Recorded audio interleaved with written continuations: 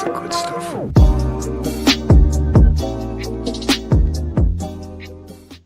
Welcome back, everybody, to Goodwill Podcasting with Dan and Stone. Conor is out today for personal reasons, but no matter, because I don't care how strong he is, I don't care how fast he is.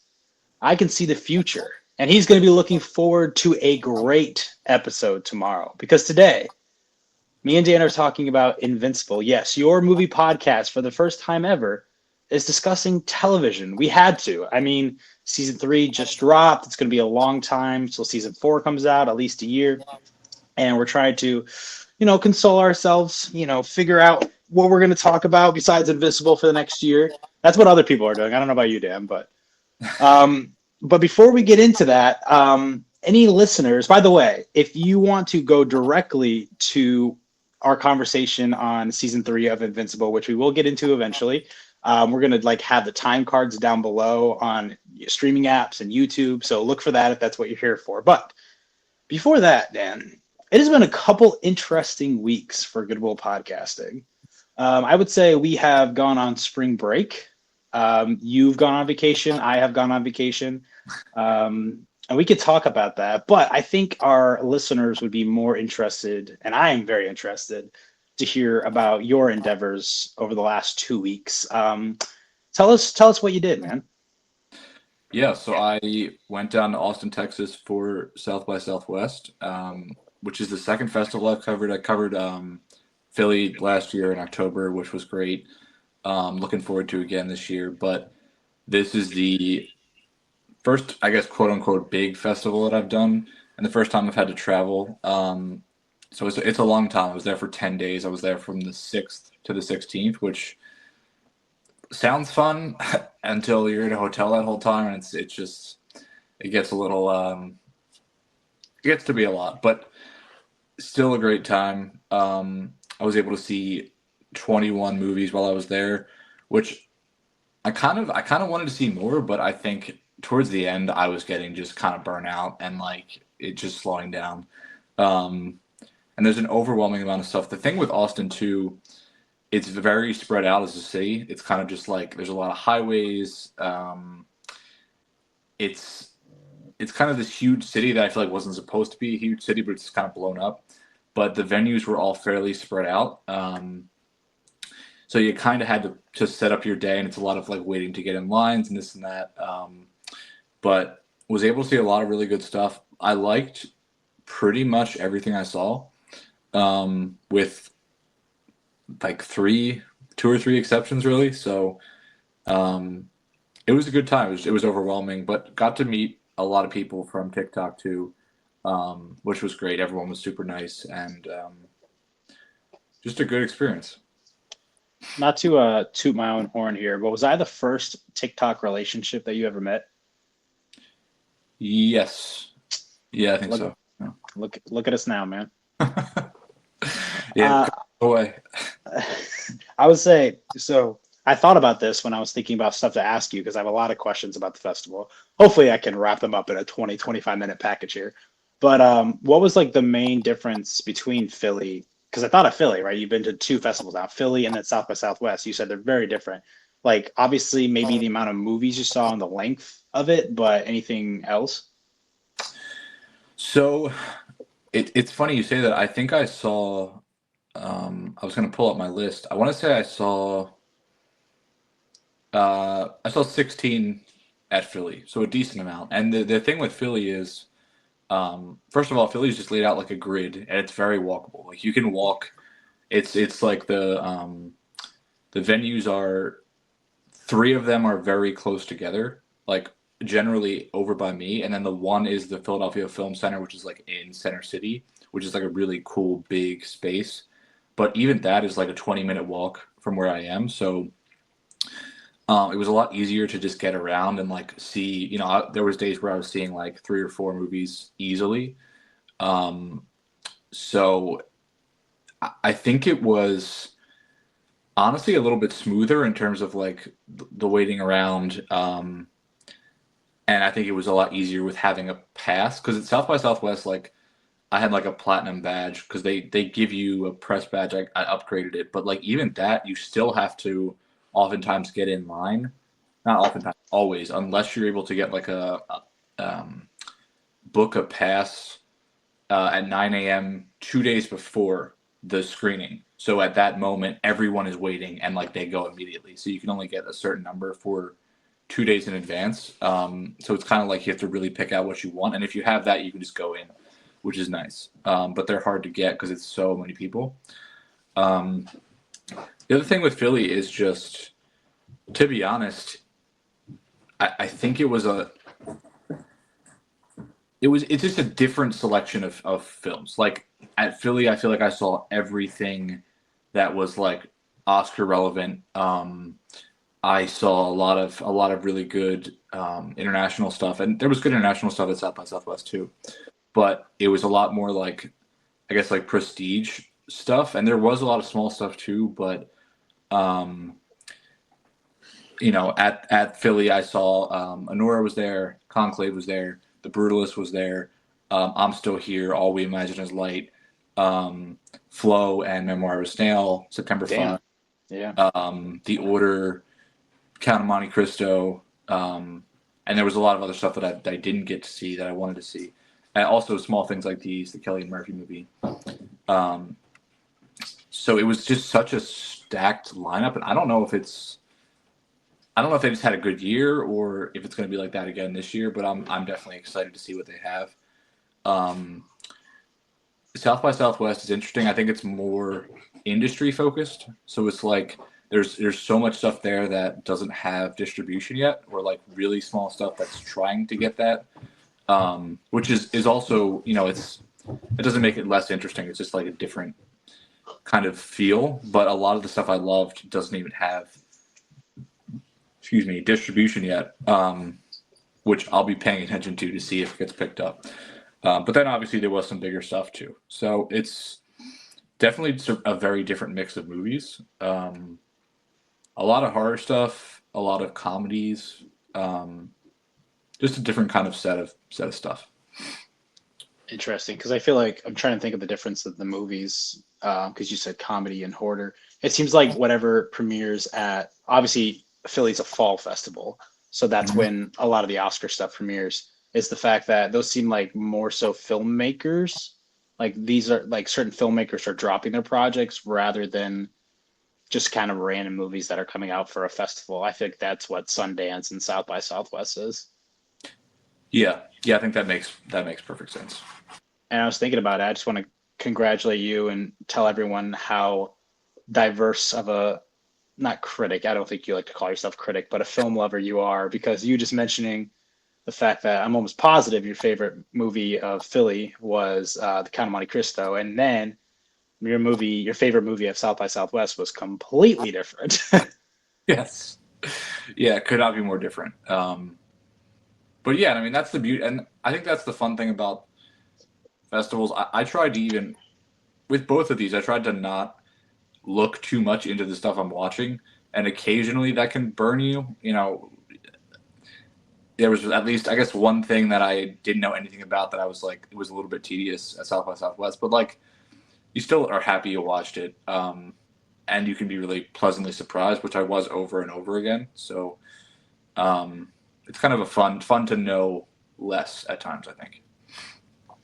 I'll say I know you're not a big. I don't know. I feel like rather than other people, you don't get sucked into the studio schlop that they probably have on display around South by Southwest. But what is the number one like attraction, little like booth thing that you thought was pretty cool if you went in any? I don't know if I saw you. I didn't do any of that.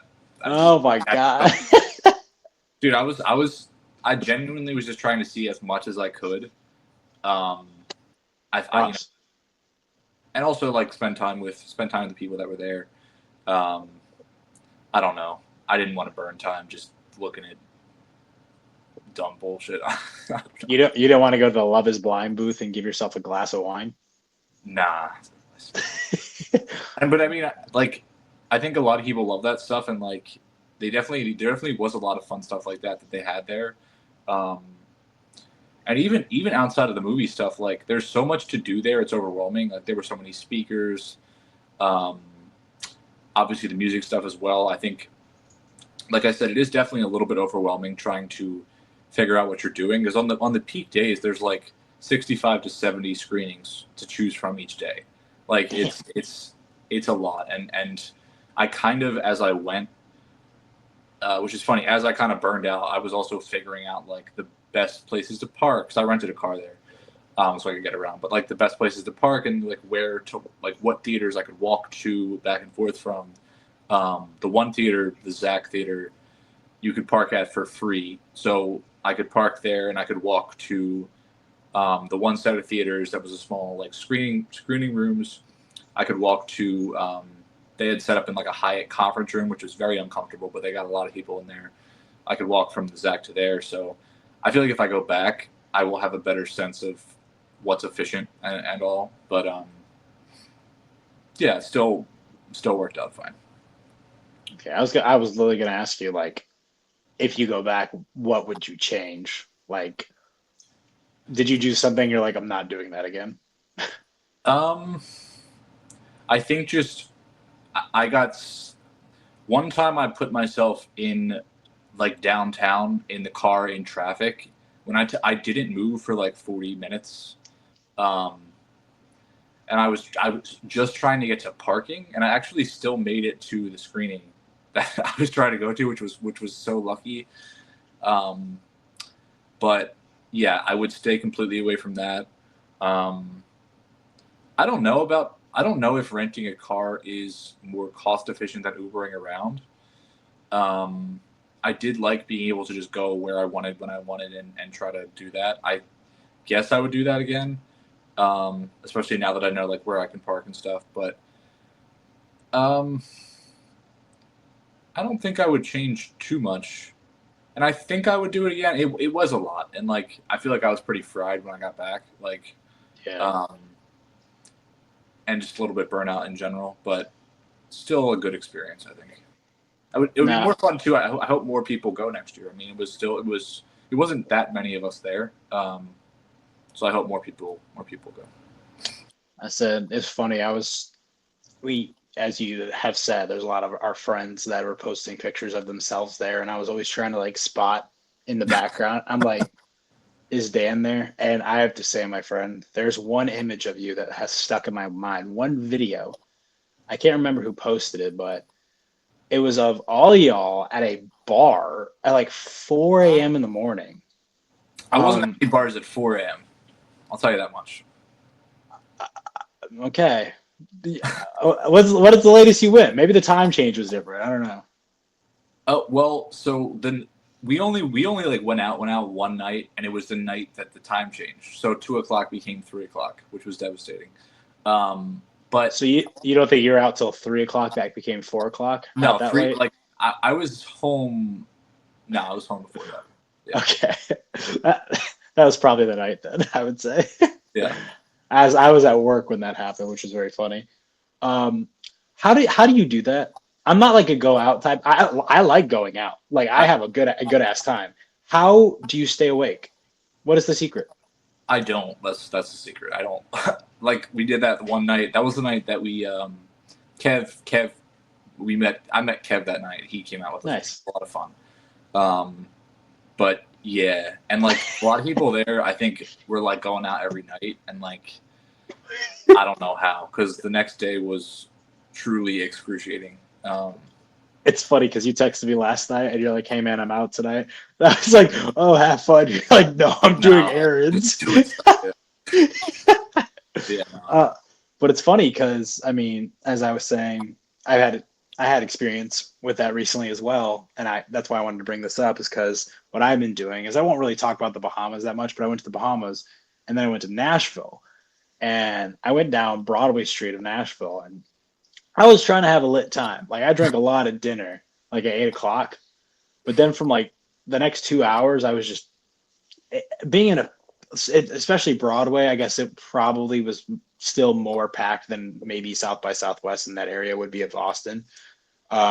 Maybe not, but just being like in a huge crowd, pack. I don't care if there's live music. The music's fine, but I would rather be sitting at home watching a movie. To be honest, I know that's very basic of a film podcast guy to say.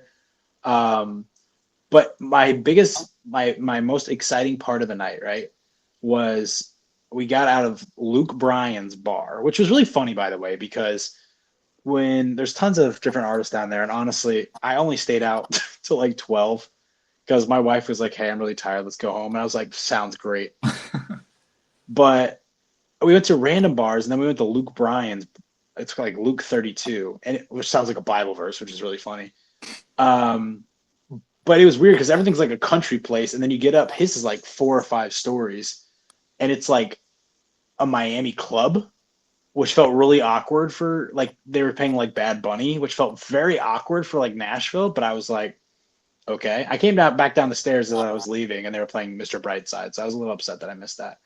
Anyways, highlight of my night was looking across the road after I just ate at 8 o'clock. Right, a huge meal, great meal. 11 o'clock, there was a Raising Cane's, and I'm like, oh. And I went over there. I was tipsy. I wasn't drunk, but I went over there, had some some fingers, some bread, and I just went home I've never at had. 11. I've heard Uh, good about it. it's greasy. The cane sauce is pretty good. I don't know what's in it, but Is it like Chick-fil-A sauce? I don't know. Maybe I should. I don't try Chick-fil-A sauce. uh, I Chick-fil-A. I only eat at Chick-fil-A for breakfast, and I get the spicy breakfast burrito. That's it. They have some good breakfast stuff. They have like a egg white cheese chicken English muffin that's really good.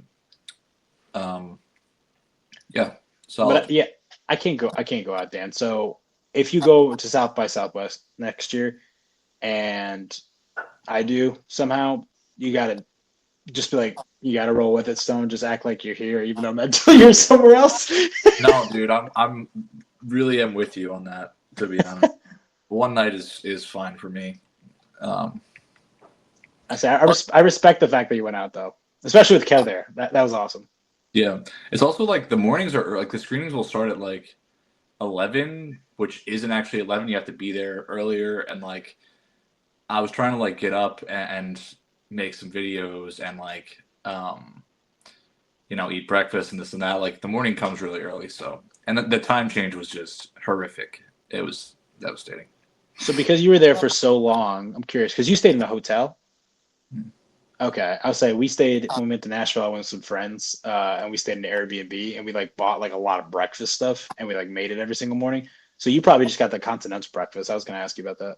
They didn't have breakfast, so I was go I spent a lot of money, but I was going out. There was a place, a little place by me that I found that I really really liked. That wasn't too expensive, and then like 2 days I went to um, like a diner that was close that was really really good. I love breakfast, so um, it also was just nice to just like get out of the hotel and like explore a little bit. So yeah, just This is, I mean, anybody who hasn't listened to the podcast and this is the first time, just waiting for our Invincible talk. Hey, this is a film guy right here. Goes to a festival. It's like, I'm not going to do any of that bullshit. I'm here to see movies. I respect that. I was going to say, when you're talking about like how stressful it can be just trying to get like a ticket to see a film or a screening, I guess. What is there one movie that you didn't get to see that you wish you had? oh man. Um, Off the top of my head, I don't think there's anything that jumps out. I mean, I guess The Accountant 2, like that would have been fun. At first, people were saying it was bad, but then I feel like a lot of people saw it there, like generally liked it. I love the first movie. I think it's like really solid. That line was just going to be preposterous, and I didn't feel like waiting. So I would, excuse me, I would say that. I say, okay. Because I was really excited for Friendship, and when you said it was as good as I thought it was going to be, I mean, I'm pumped for that. And that comes out in May. So if Yeah. people don't know, that was Dan's A24's Friendship with Tim Robinson and Paul Rudd, which is funny because I think you mentioned it in your Death of a Unicorn, because you saw Death of a Unicorn, which wasn't that good, and then you saw Friendship, which was that good, which is the same studio or distributed by the same studio, and both starring Paul Rudd. Yeah, and like I said, I mean, I'm not Paul Rudd's biggest fan as like an actor. I think like what he does gets a little repetitive. Um, and yeah, in Death of a Unicorn, he just like was not interesting, and also like I said, like really unlikable character, like very much so. And I don't know that the movie was necessarily aware of that. Um, but like what he's doing in Friendship is like it's Anchorman. Like he's doing Brick Tamlin or whatever his name is, um, and it's very funny because he just plays off Tim Robinson really well.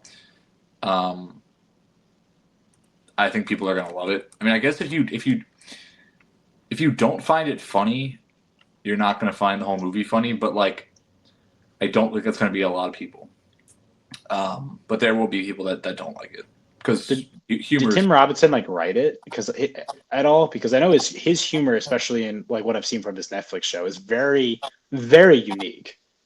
I don't think no. Okay, The director Andrew D. Young wrote it. Um, I think he's no pun intended, a young guy. I don't know if this is his debut, but he wrote it as well. Yeah, he looks super young. He made a TV miniseries called 555 in 2017 that looks like it's well reviewed, and he looks like he's actually made a bunch of TV stuff um, over the years. But yeah, really really good. I can't wait for his next movie at this point. He's been working about 10 years, looks like. So I'm nice. excited to see what he does next. Speaking of, uh, I guess filmmaking and filmmakers, I wanted to speak about actors because the only time that, not the only time, but mainly when you texted me and Connor about your time there, it was pictures of celebrities. Like, dude, look how close I am. Which, I respect, and I get that, especially being next to someone like Carrie Mulligan or something like that. But who was the person? Was it the one I'm thinking of that you saw on stage talking? I believe a hat. That was probably your most fanboy moment. So yes, absolutely. And Nick. to when I watched The Surfer, Nick Cage was one row behind me and one seat in. Like he was literally 6 feet away from me, and I was like, it was very bizarre. And it's funny because I actually, while I was watching The Surfer, um, I was looking at my phone and a guy, I heard someone with an Australian accent ask if the seat next to me was open, and I was like, yeah. And then I looked up, and it was the one star from We Bury the Dead, the Daisy Ridley movie. And I was like, weren't you in We Bury the Dead? And he was like, yeah. And he was the nicest guy. We talked for like a half hour before the movie. His buddy was in The Surfer in a small role because it was shot in Australia as well, as was We Bury the Dead. And he's also a big fan of Nick Cage. So we just talked about his movie the whole time. Um, he was the nicest guy. And yeah, it was just a weird moment. But I'll say I thought I didn't remember if that was a Daisy Ridley movie that you'd seen. That was the one you actually saw at the festival, so it's fresh in your mind. yes, yeah, I Oh, had okay, really okay. just seen it, and he's a very distinctive. It's Mark Cole Smith is his name. He's a very distinctive looking guy, um, but he was like ridiculously nice. And I that movie I think doesn't have distribution yet, and I hope Neon was like thinking about picking it up, so I hope they do, um, because I think it's really really good. It's just crazy because I mean, I was thinking about it. We have movies that are coming out right now that actually were released like 2 years ago. Because I think the Finn Wolfhard one, I remember talking. I literally saw an old video of mine talking about the fact that Finn Wolfhard was directing a movie that was premiering at festivals, and that's his. I'm assuming it's Hell of a Summer that's coming out with Neon in like a week or so, and that was 2 years ago. I guess it just took that long to like put it out. And then another one is there's a random, I think Lionsgate's distributing it, but it stars Ben Mendelsohn and like Pedro Pascal. I think it's called Freaky Tales. It's some random small movie that's getting probably like a 1 week release, and that comes out this weekend as well. So it's wild how long, hopefully not with We Bury the Dead, but how long it sometimes takes like those movies that you saw at the festival to actually come out to the public. Yeah, and I was gonna say I was talking to the guy and I asked him to Mark, and I asked him about that process and what it looks like, and he said basically a lot of it was reliant on the screening that had been. It was the night before. He was like, that the reaction there was really good, but he was like, Variety was there. There were people there that were going to review it, and then he said they had a screening that morning for more like industry people to see it and try to get a feel for it and see if they wanted to pick it up. So, um, yeah, I don't think Variety liked it that much, um, but a lot of other people did. Uh, Sadan Adlaka is like their big critic. He didn't love it, but again, most people did, I think, and it got a lot of really good reviews. So I hope it works out for it because I think you'll like it too. I'll say I think the only movies that I watched that I have now seen that you saw at the festival, I think, are only The Ballad of Wallace Island and then also Ash, which are it's very funny because those movies are like polar opposites of each other. um, Yeah. but yeah, one bad. I don't know, man. I was digging Ash for a little bit. If anybody doesn't know, Ash is a movie that's literally right now out in theaters by Flying Lotus. A horror film that Dan saw at the festival and now is in theaters. I was digging it. I like the visuals, but it's like that can't only be your movie. That's basically my thought of it. Yeah, I feel like even the visual kind of spectacle of it, I felt like kind of came and went. Like I thought some of that stuff looked like video game cutscenes, like literally. And I understand they only had so much budget to work with. I totally get it. But a lot of that movie is just like in the ship, walking around, like talking about nothing. Like it's. Uh, I just I don't like. There was a few single shots that I was like, oh, that's cool. And then it's like the rest of it was just nothing. I don't know. And it had very egregious jump scares that I don't like. Like they were like It the was the first two or art stuff. yes, and I hate that. And it was also visuals too. Like he had these random visuals that didn't necessarily like apply to the story, with Yeah. like wax melting, like people's face like melting. I'm like, what are we doing here? I was like, can we see that? Or like, Yeah, was I that? thought that I literally thought that was gonna come back later. It's like, no, no, no. It's just a cool little visual that I'm gonna add in there. Music was good, which makes sense. Yeah. Like I There, said, maybe there you just go. back to music videos. I don't know. Yeah, but the Ballad of Wallace Island, solid. I'm glad you like that. If anybody doesn't know, I believe this movie is releasing April 18th. And I was lucky enough to see it or get sent to early, which I don't think you knew about. But it's funny because I think you maybe lent the letterbox and you're like, what the fuck? Stones watch this? Yeah. Yeah. That's why I texted you. Because Yeah. And I would have been because I think I know Dan's taste and I think he knows mine and hopefully like, trusts me. So he reached out and was like, hey man, is it good or not? And I said, yeah.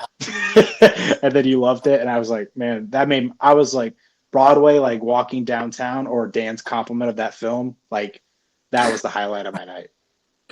yeah, I really liked it. And I didn't necessarily really expect to. I think that type of movie could have felt very. Um, that's so lazy to say. It's just like it could have been boring. It could have been just something you've seen before.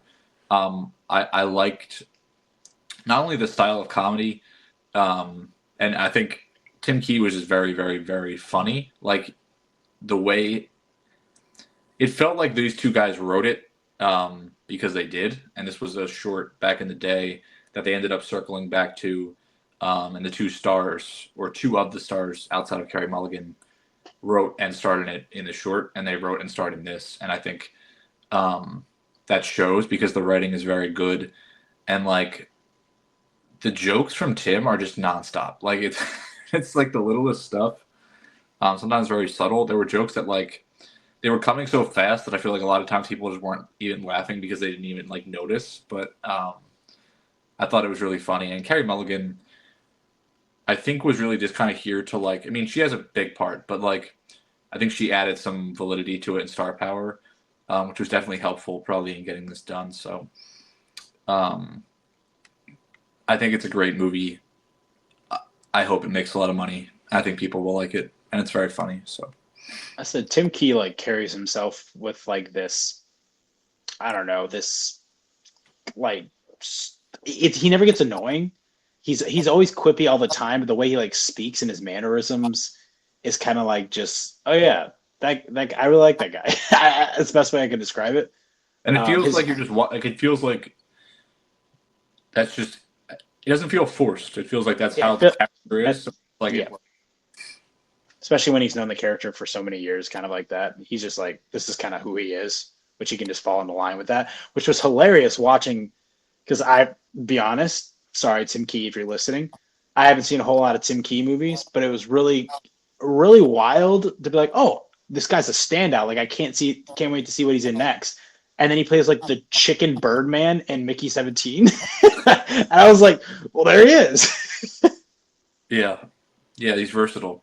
And I think he's like a comedian, and he's had I think a long career in the UK.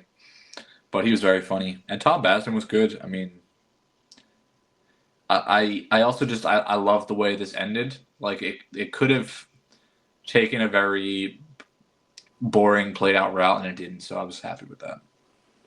Yeah. So everyone be looking out for it when it comes out. I mean, if it has both of our recommendations, it's good. I mean, that's a fact. What can I say? But when I was talking about Ash, you know what it got me thinking of, Dan? It got me thinking of Invincible because season 3 shares an actor, a voice actor Yeah, with Ash, and if anybody didn't know who that is, it is Aaron Paul of Breaking Bad fame, which we will get into his role in the season a little bit later. But yes, let me write down the time slot real quick so everyone knows, when the real substance of this episode is coming. But yeah, great talking about South by Southwest. But I haven't talked to you yet about Invincible season 3. Um, Maybe I should give a quick recap of what season 2 ended with. I was trying to remember, but basically just Angstrom Levy, which I thought, in my opinion, I don't know if you feel the same with this. I thought season 2 was not very weak, but it wasn't as strong as season 1. It was very noticeable, especially just when you have Omni Man, such a prominent villain, such a memorable villain, such a memorable performance. And then you have season 2, and I mean, I was watching recaps of people watching it, just preparing for this episode. And there's the fact that Angstrom Levy, I remember he shows up in like the beginning of the season, and then he's gone through like 6 episodes, and then he randomly pops back up. It was really disjointing. But I mean, what happens is that Mark, spoiler alert, we're going to be full spoilers talking about obviously season 2, but also season 3, is that Mark kills him. And that's like the catalyst for season 3. And I think that builds such a interesting dynamic, especially, I mean, it was on the poster, which I thought was perfect, but between Cecil and Mark and being like, what can you do? What can't I do? Because are you hypocritical or am I hypocritical?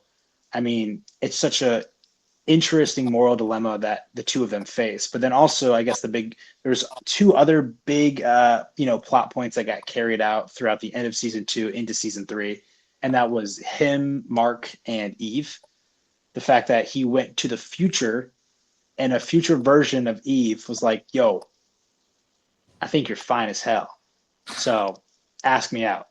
And he's like, "Oh shit, okay." And he breaks up with Amber. He already broke up with Amber at that point, but he's like, "Okay, all right, we'll see what happens." So season 3 explores that as well. And then the third thing, I think the other third main thing would be Oliver. The fact that Omni-Man has now sent back his half bug, half Viltrumite child for his ex-wife and son to deal with.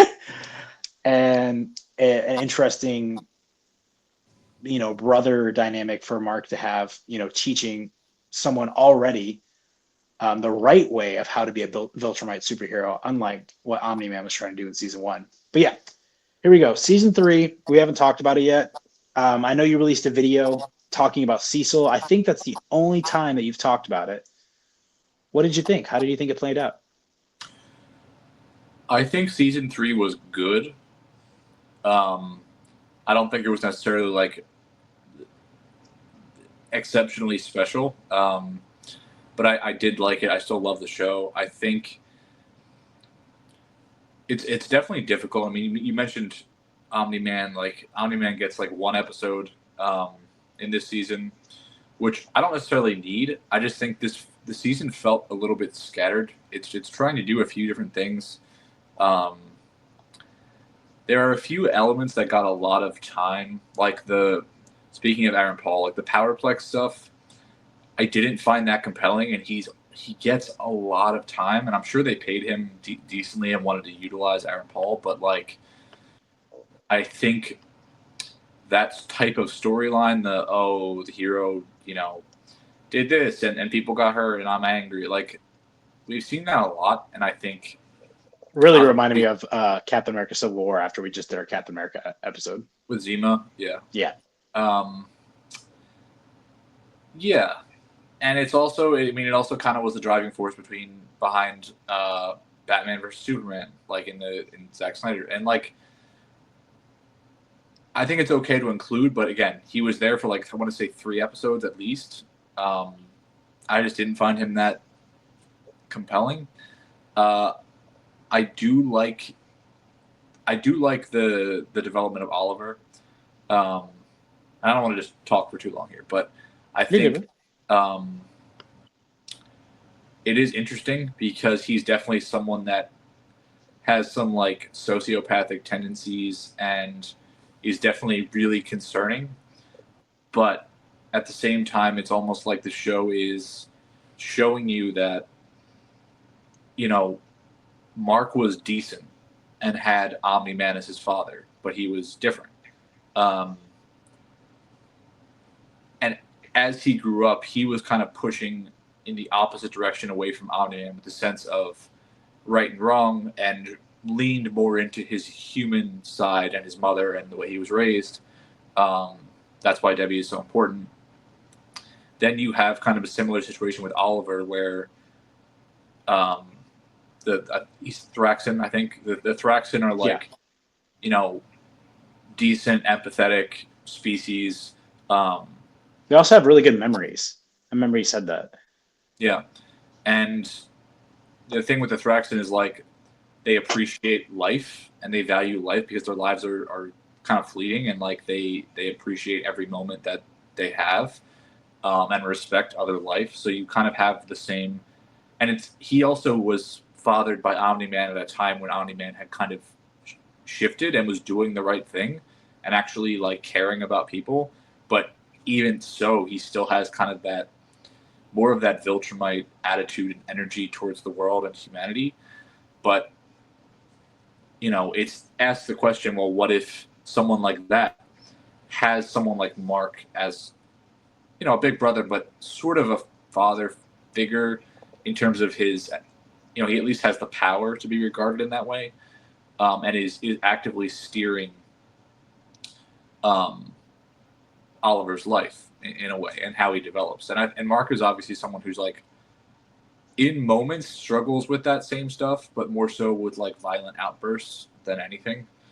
So yeah, I like Oliver as a character. I think he's interesting, and watching him, Debbie, and Mark all kind of, figure out how to bring up Oliver as a hero and how to manage when he fights, when he doesn't, how he fights is interesting to me. I like that. But I think it's an uneven season. I get that. I guess I don't know. It's maybe not with the Powerplex episode, but the one where it comes to, I can't remember the guy who runs that part of the city now. I really like him a lot, though. I think he's voiced by Mahershala Ali, I think. I don't know if that's right or not. You're talking about that with the robotic mask? No. I mean, not him. No. He's like the guy that he's in conflict with. Yeah. Him and he's like that boss that turned into a dragon, and then also the episode where Mark goes back in time with those twins. I think those really work hand in hand of giving Mark um, moral difficulties and not trying to be better than the people that Cecil is giving a second chance to. And the more and more he gives in to killing individuals, the less amount of stuff that he has to hold over Cecil. Which is what he said. He's like, "Hey man, you've killed." I mean, everything with Cecil and Mark in this season, I think, is so interesting. And let me, I mean, you said that at the very beginning, but I think it carries over to the very end. The most powerful moment, I don't want to talk about, I'm going to say it right out, is when Mark calls out Cecil's name in the finale. I thought I was just like, damn, man, like, you really need this guy, don't you? Like, you hate him the entire season, but you realize how important he is and that he genuinely cares about you, right?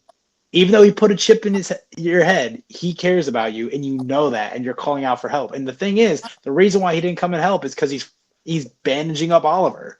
He does. Excuse me. Mark doesn't even know that he took Oliver away. I will say, Conquest stretched him. I was like, ooh, oh shit. That could have got pretty gnarly. Yeah. But I will say this: I think you're a pretty big Cecil defender. What do you think about the ending with Conquest? I'm assuming he's going to use the tech that he has to try to turn him into one of his like undead robots. I think Cecil is constantly thinking about the future and trying to make the most of what he has and the resources he has. Um, I think he probably takes the viewpoint of, well, this is what one Viltrumite was able to do, with Omni-Man, and then once again with Conquest. So like when another one comes, how do we defend ourselves? And especially after watching Mark and Oliver and Eve all almost die fighting one person, like if they go, like who is stopping anybody?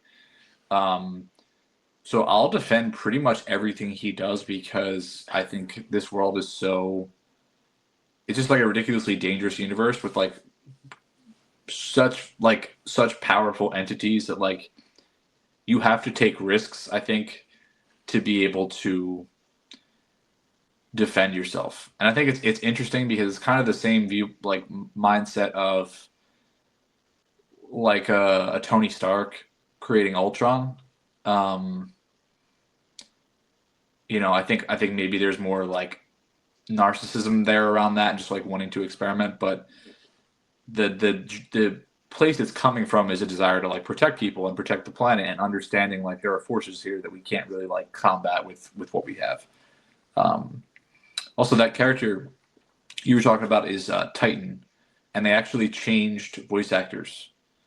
He went from Mahershala Ali in season 1 to Todd Williams in season 3, Oh, um, interesting. which I didn't realize. And I will say one thing I think that still carries over that stood out to me the most in season two was Sterling K. Brown. I think voices Angstrom Levy. He's a fantastic voice actor. Yeah, And speaking of the voice acting, I will say right now I didn't like Aaron Paul's. It's cool to have him in the show, but he kind of was doing the same thing the entire time. I'm sorry. What did you think about Jeffrey Dean Morgan? I thought he was great. So, Okay.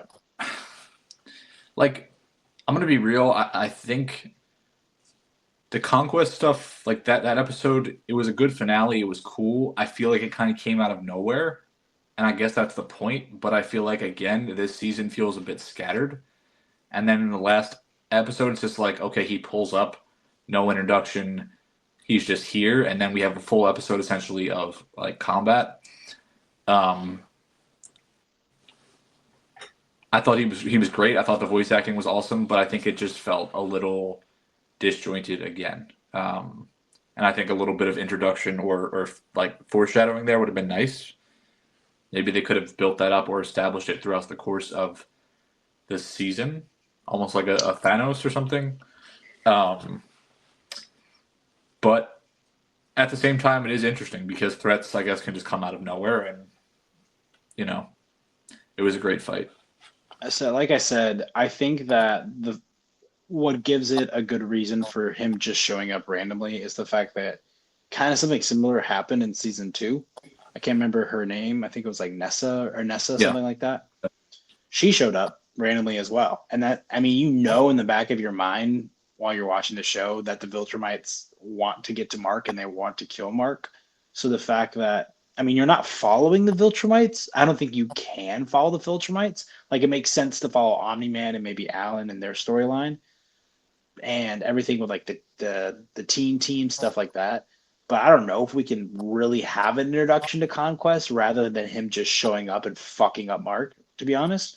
But to me, I think it was a great finale because, like I said, this entire season for me is about the relationship between Cecil and Mark.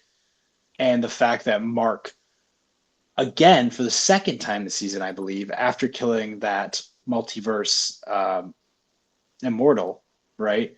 He kills Conquest and becomes something he just doesn't want to be. This is the second finale in a row that Mark has killed someone, or supposedly killed someone, even though Angstrom Levy, he thought he killed Angstrom Levy. yeah. But yeah, and then I think the last two shots of the season are of Cecil yet again, taking Conquest into his little inky chamber and trying to get information out of him. And then also Mark literally flat out saying, I'm gonna kill anybody who messes with my family. I don't care anymore. That is the finale of the show for me, rather than just a Viltrumite randomly showing up. That's the cherry on top. Very entertaining fight. I liked him whispering in his ear. Thought that was a fun little bit. Yeah, I thought Jeffrey D. Morgan did a great job, and I think I can't believe it was Robert Kirkman who was the creator of both shows, but they literally said, I don't know if you were ever a Walking Dead fan, but the reason why they cast Jeffrey Dean Morgan is because Jeffrey Dean Morgan kills Stephen Young in The Walking Dead. Spoiler, sorry. I don't know if you're about to get around to that anytime soon. No, I've never had a burning desire, and I've heard the show like really falls off a cliff at a certain point. I want to say I one of my favorite episodes was, speaking of Angstrom, the episode with all the marks. I like that personally. I like that better than the Conquest episode, and that was Stephen Yeun doing all those voices. So yeah, Yep. I liked kind of getting to see different variations of Mark. I always like, you know, the idea that Mark could very easily be evil or antagonistic, like, just because he wants to and he wants to have the power and no one can really stop him. I think that's makes his heroism more interesting and more compelling. That's a good plan too by Angstrom. Just like, let me go get all the evil marks and just send them to the good marks world. Very smart. Yeah, and like seeing all those fights, getting to see a lot of different like Guardians, a lot of different heroes, I think it's fun. Um, I liked Rex a lot. I thought his death was really sad and effective. Especially because I think you've kind of seen him grow as a character and have good development. And For 3 seasons now. yeah, and Been I a think really like solid character. you have to be willing to let characters die. Like you have to be willing to let that happen. I think we've talked about it. It's been talked about a lot in the MCU, and they have done it at times. But then there's a lot of like bringing people back, and it's like they don't want to actually like say goodbye to characters because characters are just like IP and toys and merchandise, and you have actors. It's just like, but there needs to be some type of stakes, and there needs to be some type of emotional investment. Um, it's also hard with Invincible because I don't know what they change. I would like to read the comics, but at the same time, I don't want to. I haven't because I don't want to know. I don't want to spoil anything. I don't want to know like what's going to happen. Um, but I also then don't know what they change from the source material. Like, I'm also at a crossroads too. I really want to read them. I really want to read them, but I'm the exact same way right now. yeah, I mean, I guess it's the whole how much do you love the story enough to wait kind of a thing. Because it's so funny. What did you think about the animation? Did you care? Did it bother you? I don't care. It never bothered me. And I know that was a big old clickbait thing online to talk about. But it's funny as I was doing these rewatches of people watching season one, season two, just brushing up on it.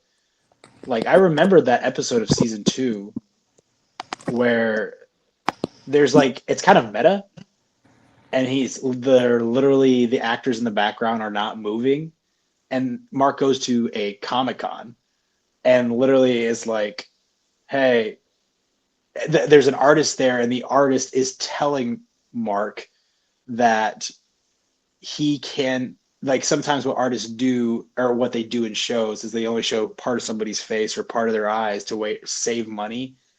And it's interesting because that's exactly what is happening in the background, and it's literally telling you, hey, sometimes we have to cut these corners for animation. So yeah, the fact that they literally tell you in season two, sometimes we need to cut. Sometimes the animation's not going to be as up to par because that's just how the budget is. And then that they tell you that in season two, and then season three, it happens. Everyone still throws a bitch fit. It's just like, what do you want? And I completely agree with the defenders of the bad animation is the fact that the season came really quick. Like, what do either get it and wait, and you have it now, or you wait and you get a little bit better animation. I don't care. I'm there for the story. I'm not there for the animation. This is not Arcane. Arcane took like 3 or 4 years. I love the animation in Arcane. I'm not watching Invincible for that. I'm watching it for Mark. Mark can just be like a little figure just flying up for all I care. I don't give a shit. Yeah, people. I mean, and again, I complain about lots of stuff. I trash stuff. Like, I think people really like to complain and be negative about stuff that most people like. Sometimes anything that people really enjoy, people will want to trash. And I think I don't know. I'm with you, and I think I generally feel this way, even with movies. Like, visual spectacle to me is always secondary to storytelling and to dialogue and to, like, that's the stuff that I notice. Like, I like good characters. If you have that, you know, I don't really care as much. And even with a movie like a low budget, simple movie with like a good script and good characters and good storytelling, like, I don't really care how it looks or if it's a little janky. Like, it's that's just money and time. Like, it is what it is. I'm not watching this, like, again, if I just wanted to look at pictures, I'd just read the comics. Like, I don't know. Um, there's so much more to it. I think people are, and again, people watch things for different reasons. So I'm not saying you shouldn't complain. It's just I don't care really.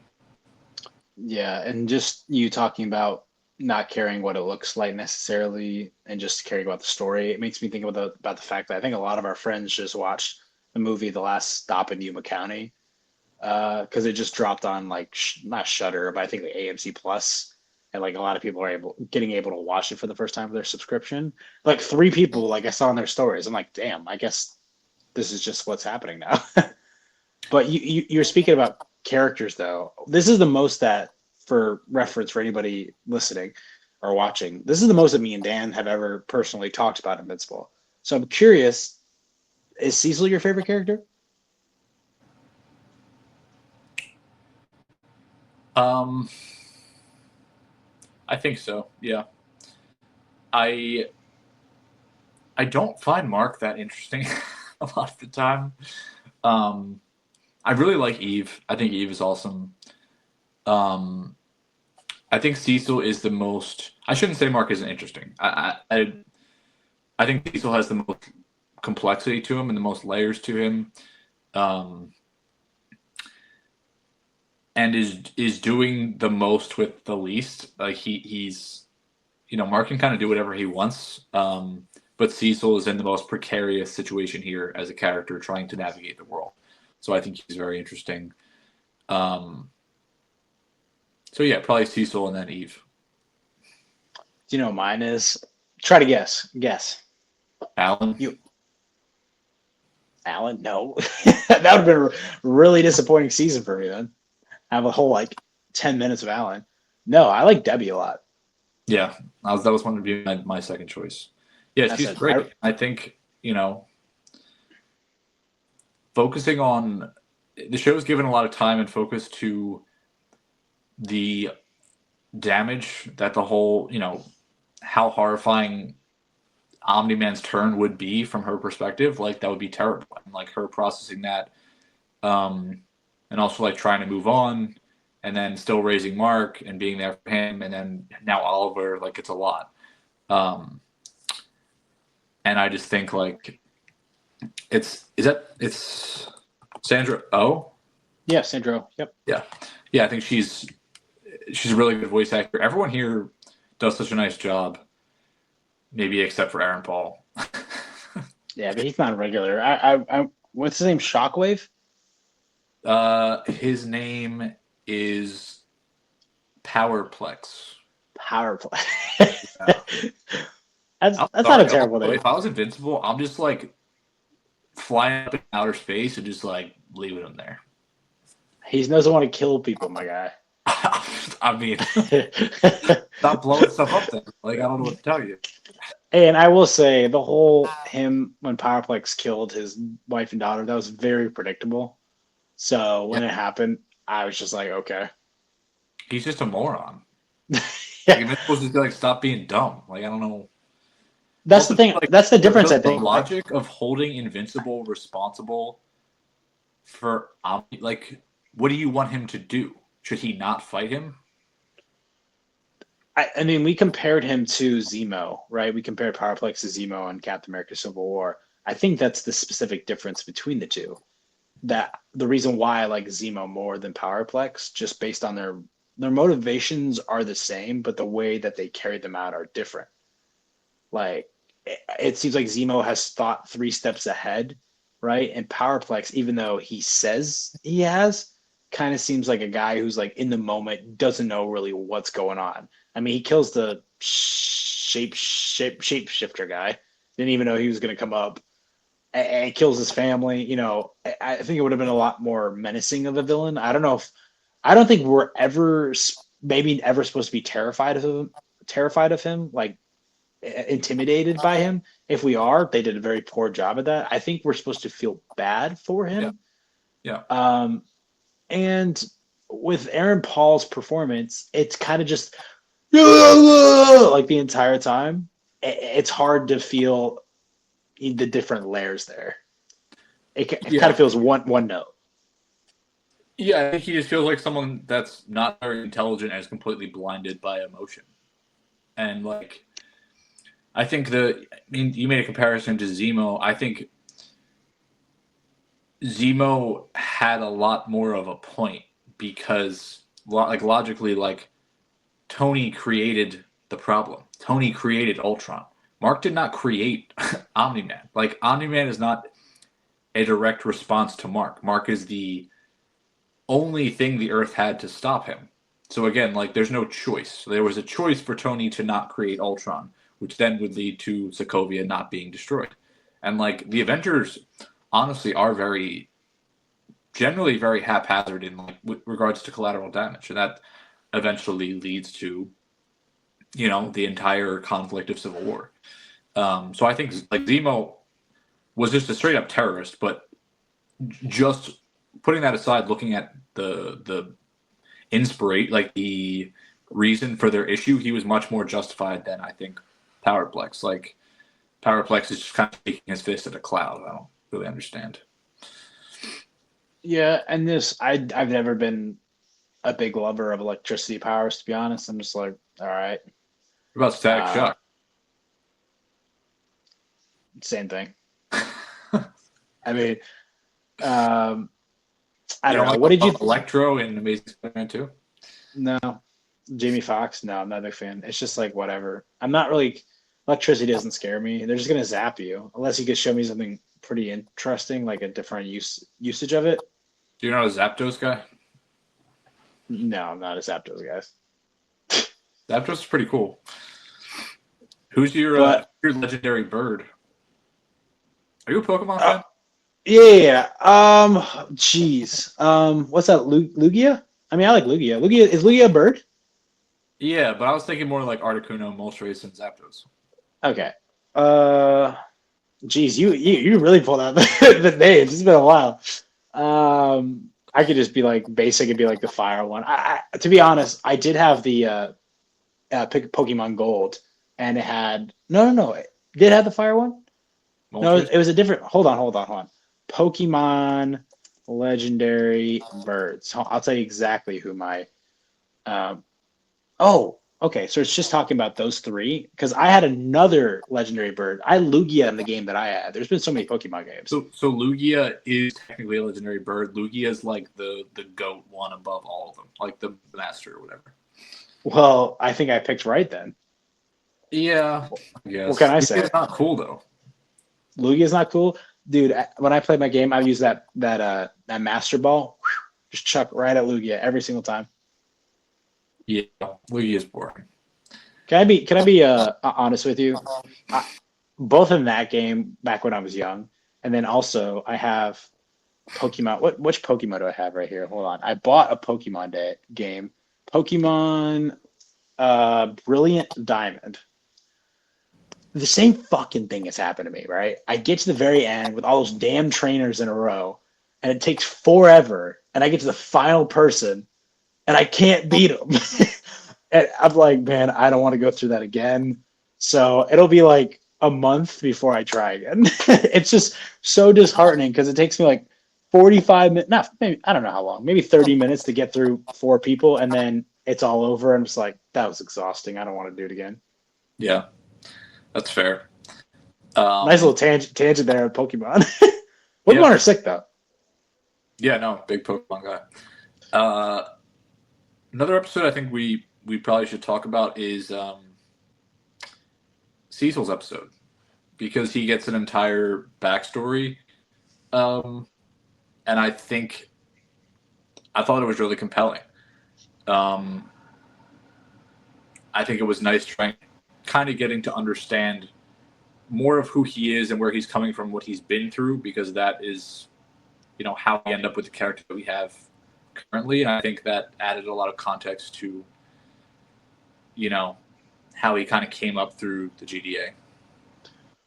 Well, I also think it's interesting too because Cecil Wright got his confidence in prison because he's basically running the joint when he gets out of there.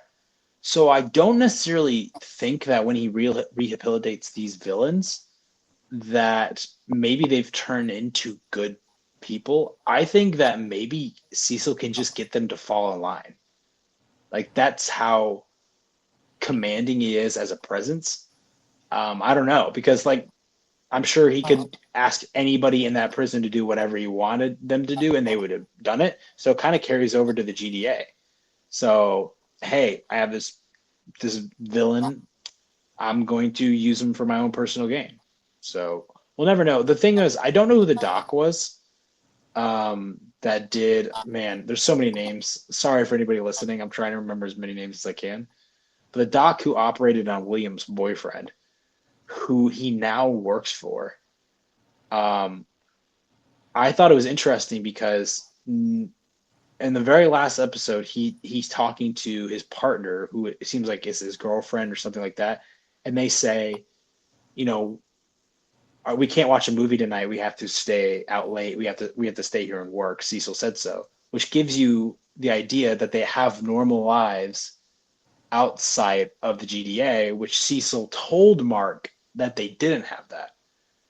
So that might be a little thing. And I know I completely went off topic of the Cecil episode, and I'm sorry about that, but I guess this still pertains to him. I don't know. I don't know how I feel about Cecil, man. And I will say his backstory. I mean, you get the origin of his scar. That's not the most important thing, but that was pretty interesting.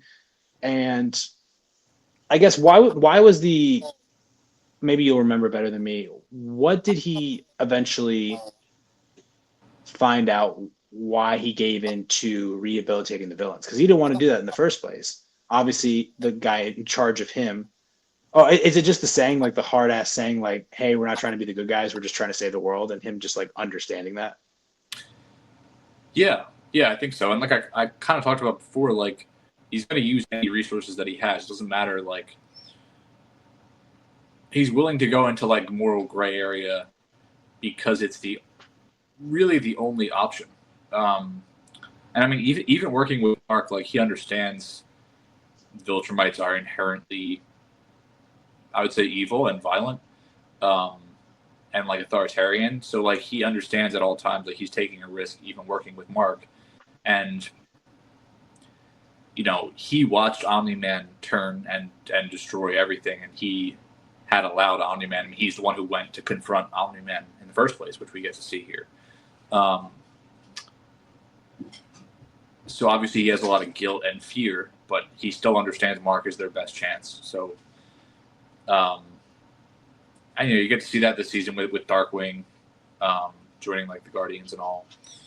So yeah, I think he just is more of he's like an ends justify the means type person, and I don't know what the alternative is here. So what happens if Conquest breaks out and kills Debbie? Will you not like Cecil then? No, because again, like, what's the alternative? I mean, I guess here's the thing: is Cecil's number one job is to save the world, right? He doesn't want to be a good person.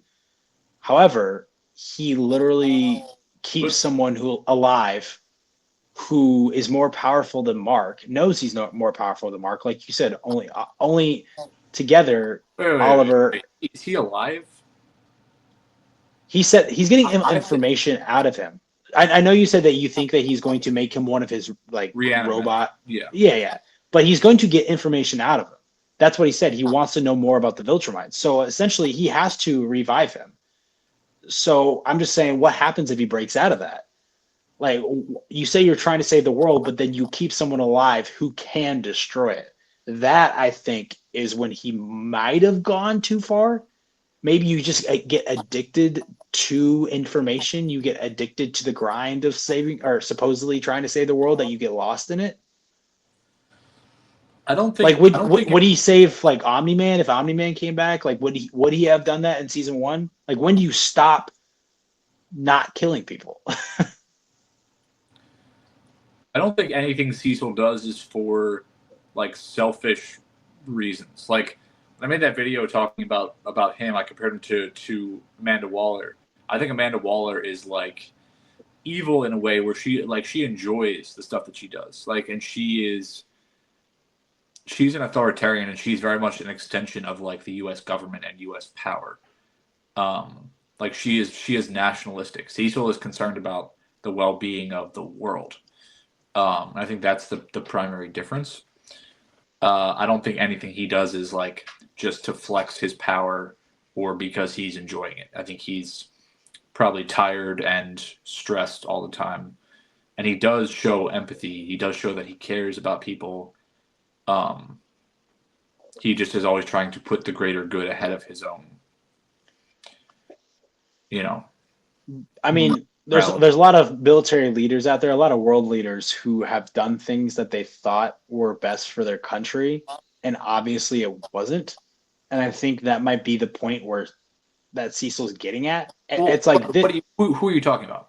I don't ask me that. There has to be someone out there. Cecil's not doing what he thinks is best. Cecil's not nationalist. Like Cecil's not thinking about America. Cecil's thinking about the world. He's thinking about like global, like life on Earth. That's what he is dealing with, because he has the resources and power to be the shield for Earth from all these threats from everywhere else.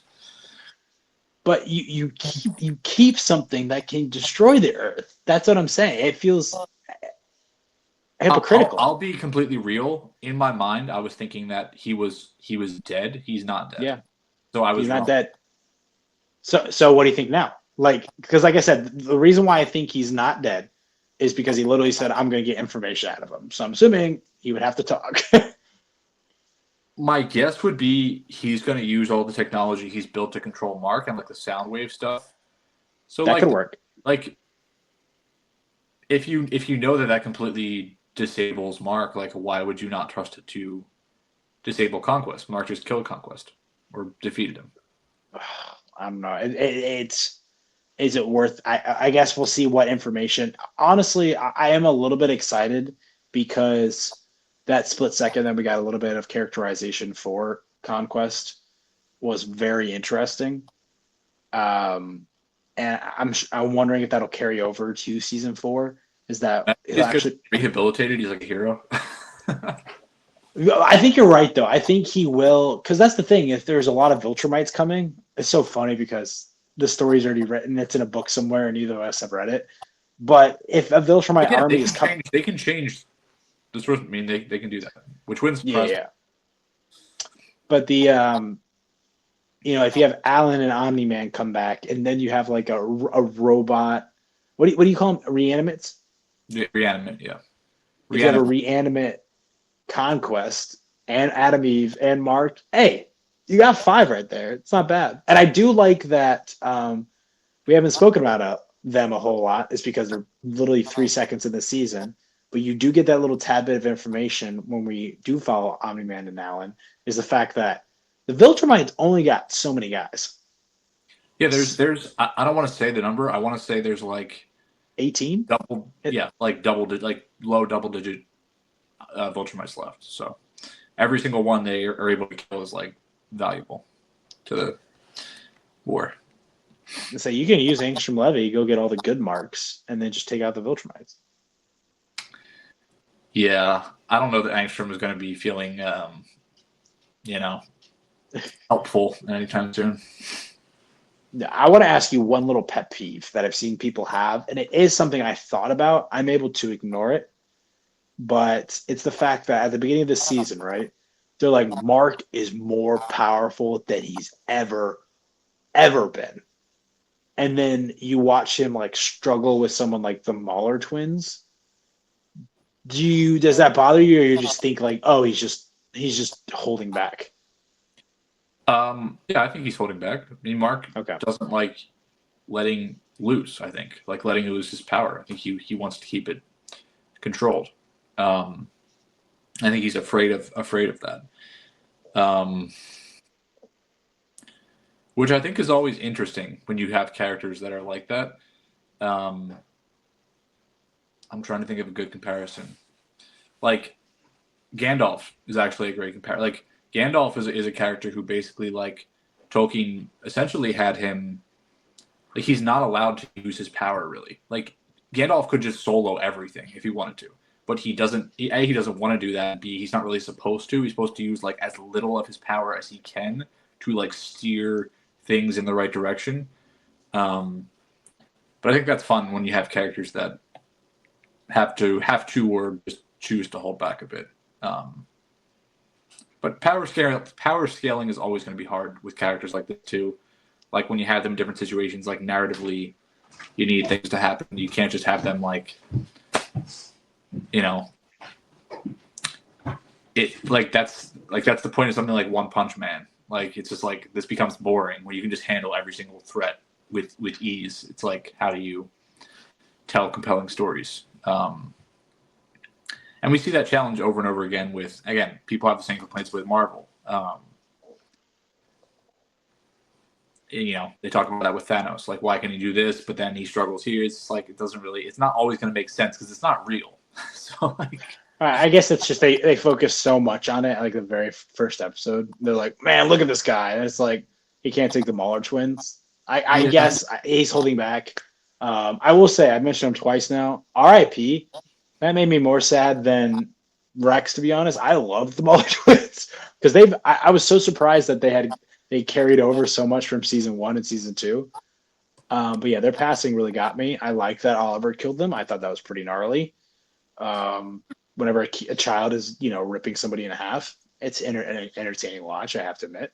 That's the most fucked up I get, I guess. I'm not like look at this gore horror movie, but I'll watch Oliver, split a twin or two. Yeah, and that was the the third episode, I believe. That was kind of the big moment of like the big point of conflict, I think, around Oliver's character, where because you see him basically just lie and say, "Oh, this and that." Like he just wanted to do that, so he did it. And one of them was like trying to surrender. Um, I thought that was really interesting and the most concerning moment for him. Um, he's a good character, I think. I said I really liked when they followed him and he was in the park. I thought that was really great. A really cute small moment. Yeah. One thing we haven't really touched on, which is a huge part of the season, is how did you feel the relationship between Eve and Mark was handled? Um, I think it's fine. I think it a little bit came out of nowhere. I think the reasoning for it, like the future Eve thing, is like a little silly. And it always felt kind of like, I guess, inevitable. But I think it's okay. Um, and now having them together, I think it adds like emotional stakes. Like for example, you saw in the fight against Conquest, like it makes it all hit a little harder. So I think it's okay. I think there's a point where she got to be. I was surprised and it was refreshing at first. Like every single time Mark does something that's unexpected or maybe something that she wouldn't want, she's like, it's okay. I completely understand. And he's like, wow, thanks, babe. But she does that like 4 or 5 or 6 times in this season, it feels like. And I'm just like, okay, I get it. Like you can be upset at him maybe at some point, and that'll make it a little bit more interesting, your relationship. I'm glad y'all are happy, but I'm not happy if you're happy. So entertain me. Give me conflict. I need just you being buddy buddies with Amber. It's refreshing, but I don't want that. Like, show Just me being something that, mature. yeah, be immature for a little bit. I mean, they are. I mean, Mark's like what, 19, 20? Trust me, there would have been a couple arguments for Stone at 19, 20 if he was in a relationship like that, especially with Adam Eve. Speaking of which, I think that this is in the comics. This is one thing I saw in the comics. Like, the photo is directly ripped off the comics and put into the show. But I think there is some inclination that she might be dying in a way. That's completely out of here, my head. But I think whatever she did at the very end to revive herself, right? Use that her power to its full potential. When they like have their intimate moment, her clothes are like glowing and like leaking a little bit in a way. And I don't know. To me, it seemed like maybe some of her power was draining, and I think that's gonna be a big plot point that carries over to season 4. Something's gonna be off with her, I think. Yeah, I could see that. Um, who is your favorite member of the Guardians of the Globe? Oh shoot. Okay. So we have Immortal. We have what is it? Copycat. How do you say it? Duplicate, Rex, Okay. Immortal, Oh, so this Robot. is the Guardians. This is the Guardians of the Globe before they split up. Yeah, yeah. Because I think they call themselves Team when they leave again. Out of all of those people, I mean, it has to be Rex. I mean, I would say my second favorite because I feel like out of everyone, he has given the most development. Um, I, maybe Rudy. I mean, they did so much with Rudy in the first 2 seasons. It's hard not to be connected with him, which is funny because he's like Rex 2.0 or Rex 1.5, LOL. But what did you think about him changing his name, by the way?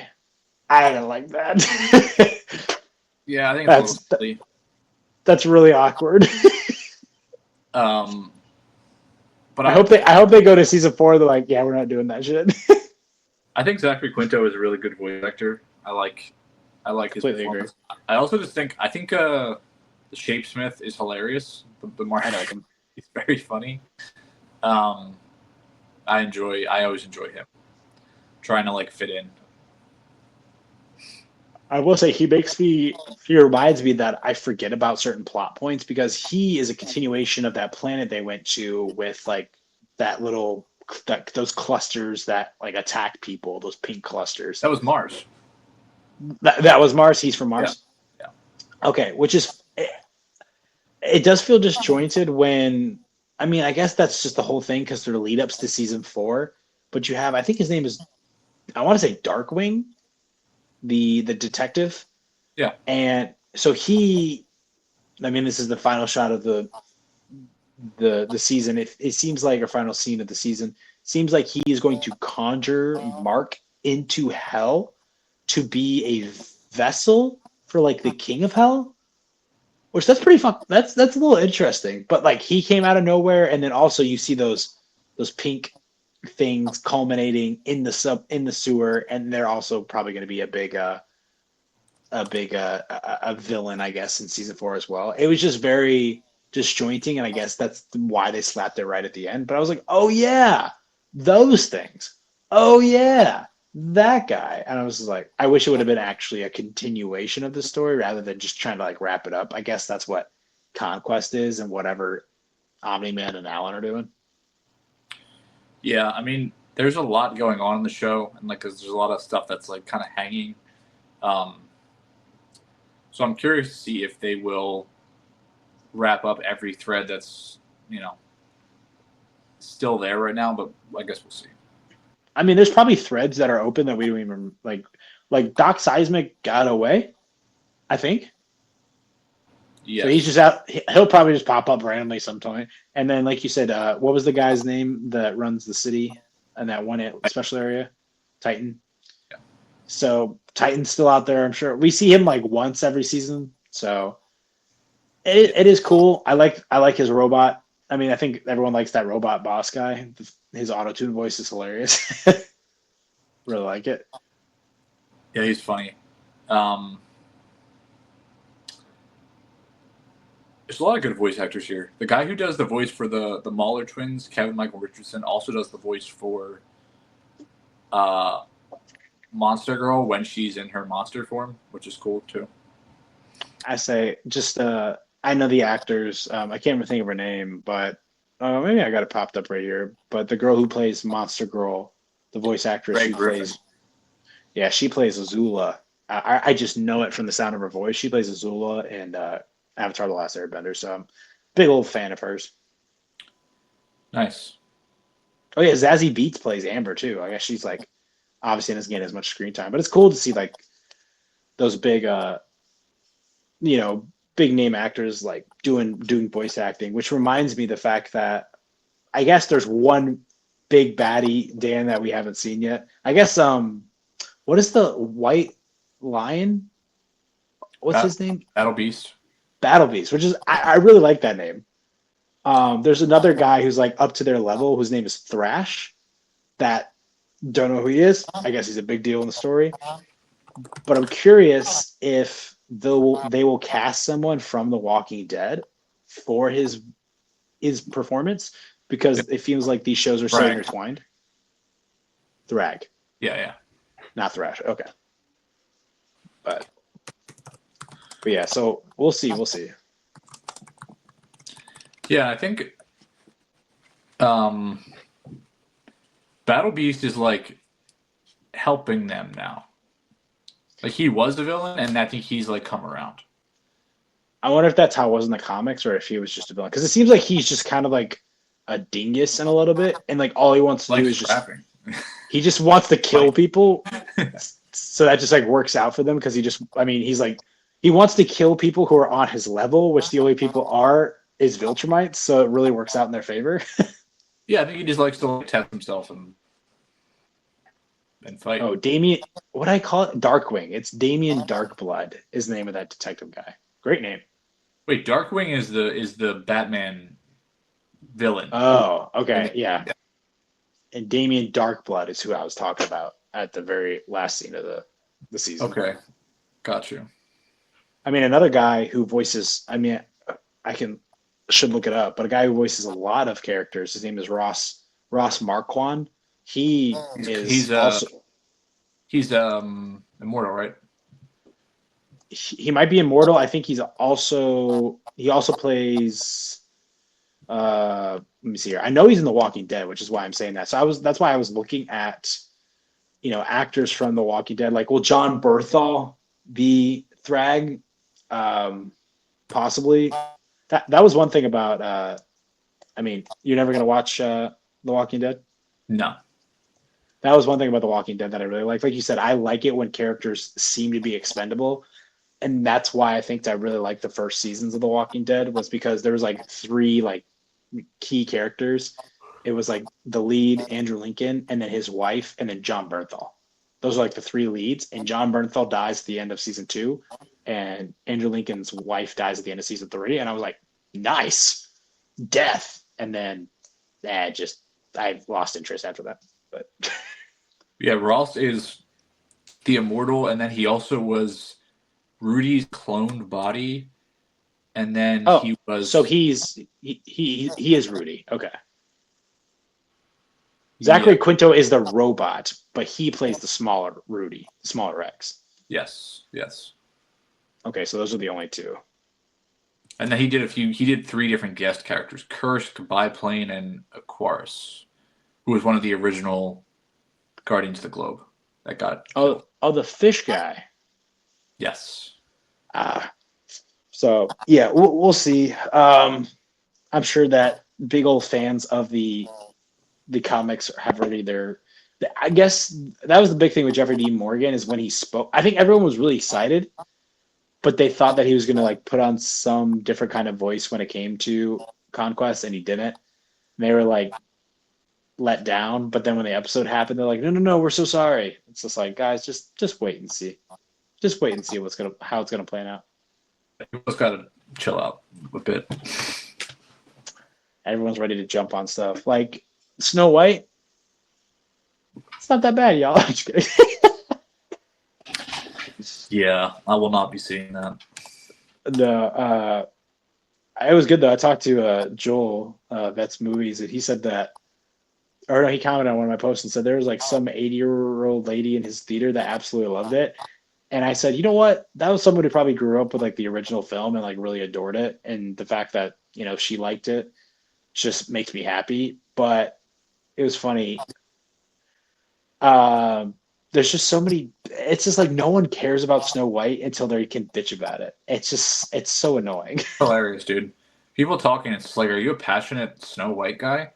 Snow White is also just like not a remotely interesting story.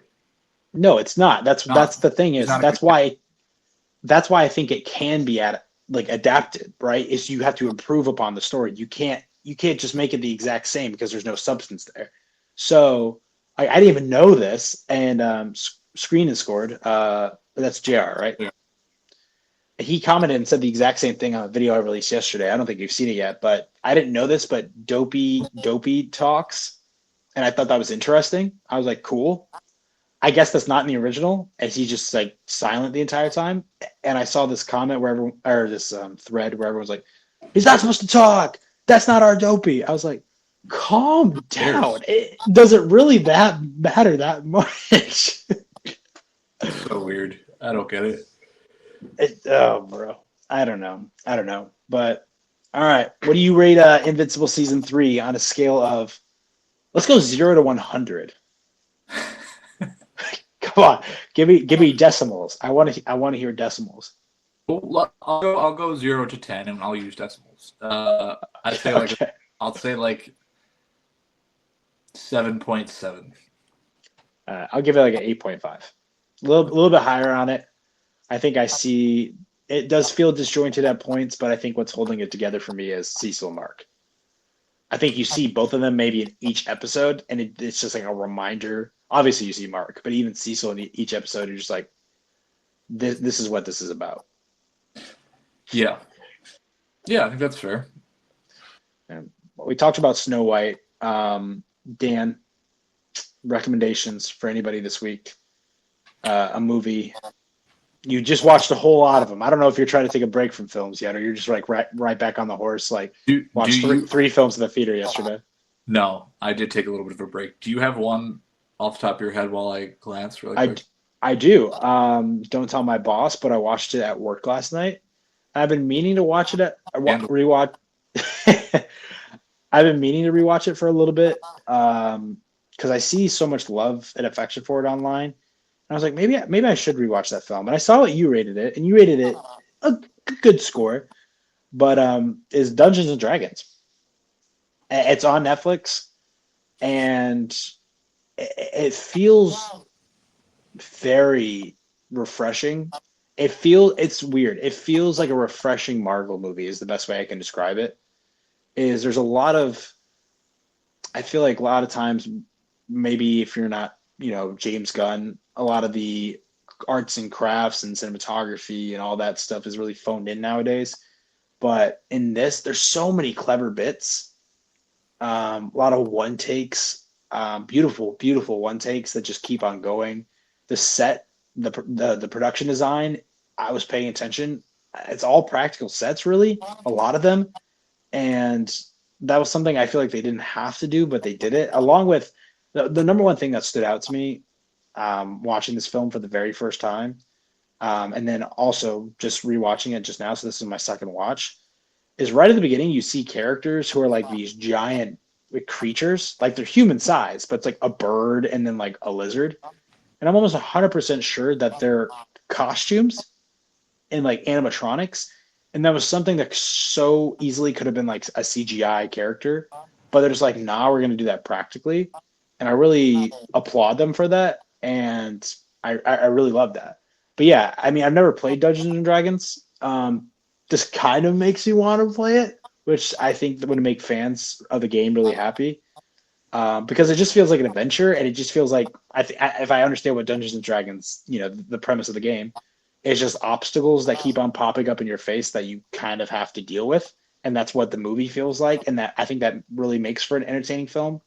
Not all the comedy lands, and not all the characters I connect with. So there are some faults there, but I really like Michelle Rodriguez in the movie. I think she's a pretty underrated actor in general. Remember watching her on Lost back in the day. So yeah, it's a really really fun time. Hugh Grant, I also really always pretty much Yeah, I like thought Hugh it Grant, was. especially in a villain role. Yeah, I thought it was good. It was fun. Um, I will recommend a movie I might talk about today in a video, but I watched Before the Devil Knows You're Dead, which was the last movie that Sidney Lumet uh, ever made, which was 50 years after he made 12 Angry Men, which is wild. Um, but it's a crime thriller with Philip Seymour Hoffman and Ethan Hawke and Marissa Tomei. It's really, really dark and upsetting. Um, it's streaming on Prime Video and Hulu, and I think people should watch it. Kind of deals with like second generation losers whose like families had a business and people that expected to be like handed things, and um, Hawk and Philip Seymour Hoffman play these two brothers that are very different. Philip is very much like in control, and Hawk's very much like a loser, and they kind of cook up this crime scheme because they both need money, and it just everything goes horrifically, and you just get to watch them completely fall apart, and I think it's really really good. Um, I know, yeah, it was Sydney's last movie. Um, 2007 was a great year, and it's one of the little movies from that year you may not have seen. So check it out. Yeah, especially if it's from Sidney Lumet. It's funny that you see dark, something really dark. You know what I've been doing recently? Besides watching movies, I've been slacking. This right here. I don't know if you know what this is. I made a video about it. You have no idea what this is. Hold on. No. Ah, Dan. This is the newest Hunger Games book. Oh, It came out like 5 days ago. is it good? So it's dark so far, so basically, I mean, I'm not spoiling anything. Basically, this is Hamish's origins of his game. So it's like a little bit of a prequel. It tells you stuff about Hamish, like, oh, he has a love interest, his mom, all this stuff. But what's most interesting is that this is the 50th Hunger Games. and what Katniss and everything what they do is the 75th Hunger Games. So everything is a lot more polished by that point. Like the city is a lot nicer. They're a lot nicer to the tributes in the capital, where here they treat them like utter shit. And I think that's really refreshing. But yeah, I've been on that. That's what I've been reading besides watching movies, which is crazy. And I don't read a whole lot, so it takes me a little bit to get through something. But I'm making my way downtown, you know. Nice. That's awesome. But yeah, so maybe I'll do a book talk video. Maybe we can talk about that. Oh, if you didn't see my video, they're literally coming out with this movie next year. Really? Yes, they after the Ballad of Songbirds and Snakes, they knew that Suzanne Collins was making this. So Lionsgate, which doesn't have a whole lot of makes, a lot of misses, they're like, whoosh, we're gonna scoop that right up and we're gonna put it out. So this is the quickest turnover they've ever had. Like it's 1 year, which is wild, and they haven't done any casting. A lot of people fan cast like Mike Feist, but Haymitch is 16 in this. I don't think Mike Feist could pull off 16. He's literally like 32 probably. Yeah. So we'll see who gets cast. But you watch House of the Dragon, right? Yes. I've seen a lot of people say not. Oh man, all these names. Not Aemon, but Aemon's brother. The one who got burnt in season 2. Dude, all that shit went out of my brain. Aemon, Aegon. Yeah. So people said maybe him. I'm like, sure. What's the actor's name?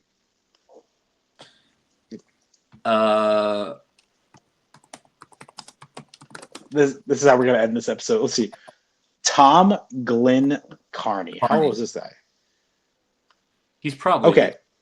Oh my gosh, he's 32. Damn. I was gonna say he's definitely older. All these guys are so old. He just looks young. So it really helped, I think, with I think it's Tom Blythe is his name, the guy who's cast for Snow. I don't think Snow was like. I think also that movie. I don't know if this is like this book, but that movie took place through a lot of years, so it worked casting someone who's a little bit older.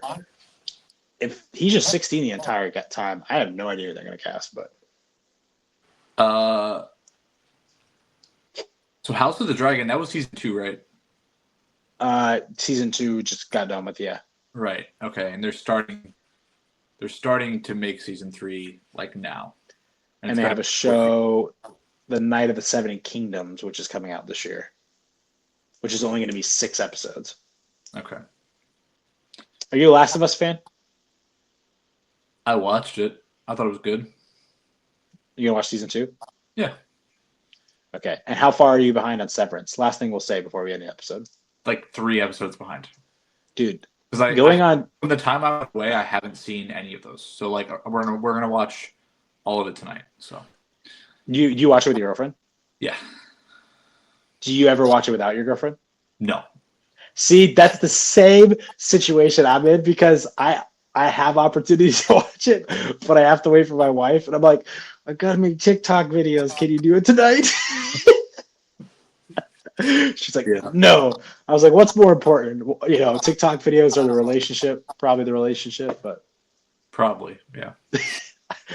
Well, that was our conversation about Invincible season 3 and also South by Southwest. I hope you guys enjoyed it. Next week, I believe one thing we're going to talk about is me and Dan are going to release a solo episode talking about the Minecraft movie, I believe. So be on the lookout for that. That should be a fun conversation. But until then, everybody, thanks for listening to us talk about our favorite things in the world. Not movies this week. I mean, we did talk about a little bit of movies, but also television, Invincible. Until Invincible season 4, or until next week, please go outside, sit on a park bench, touch some grass, call up your friends. We'll see you then. Peace out, everybody.